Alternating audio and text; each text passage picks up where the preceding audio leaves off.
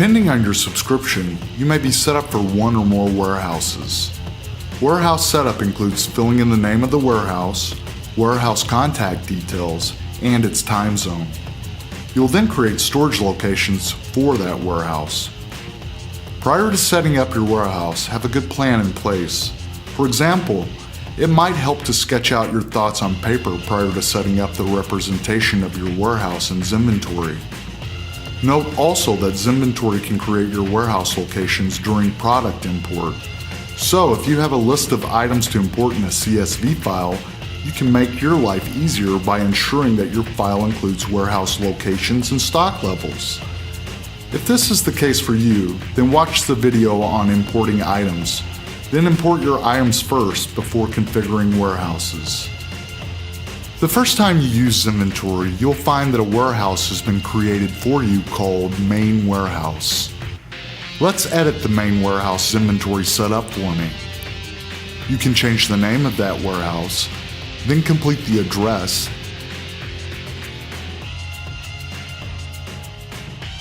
and time zone details. Save that. Now click on the Maintain Warehouse Locations icon, and here you can create a hierarchical representation of your warehouse. We're going to set up a warehouse with zones, aisles, sections, and levels. I will set up zones to indicate locations where we may want to pick or put away first. Let's start by clicking the green plus button to add a new location. Add a short location name.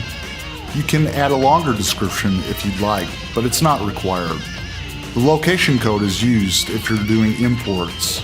For example, if you import your items with their current locations, Zinventory will use the location code to reference future imports so that items and stock levels can be updated. Let's take a look at these three icons. You're already aware that the green plus icon adds a new location.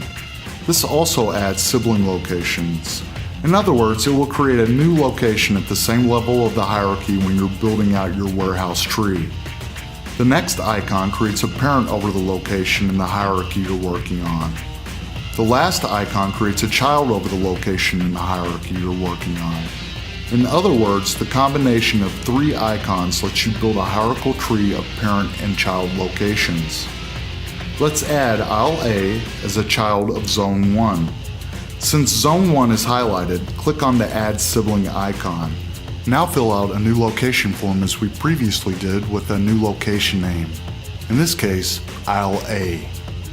Now we'll have another child called Section 1.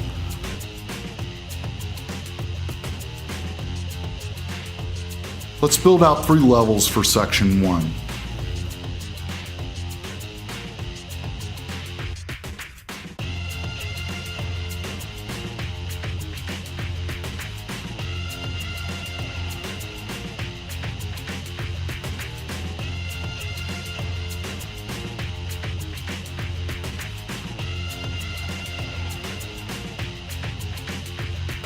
Let's create another section with 3 bins.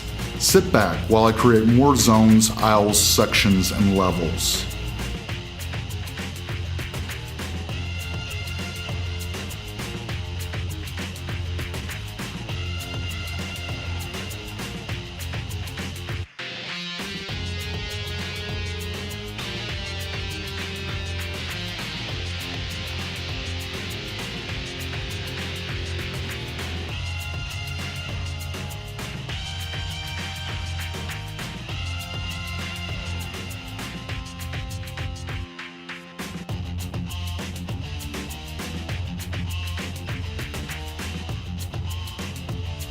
Finally, let's take a look at 2 more icons.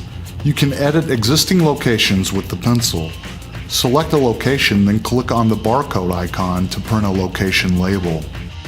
Have fun building out your own warehouse tree, but don't forget that your warehouse locations can be created automatically during an import of your items. To learn more about that process, watch our Importing Items video.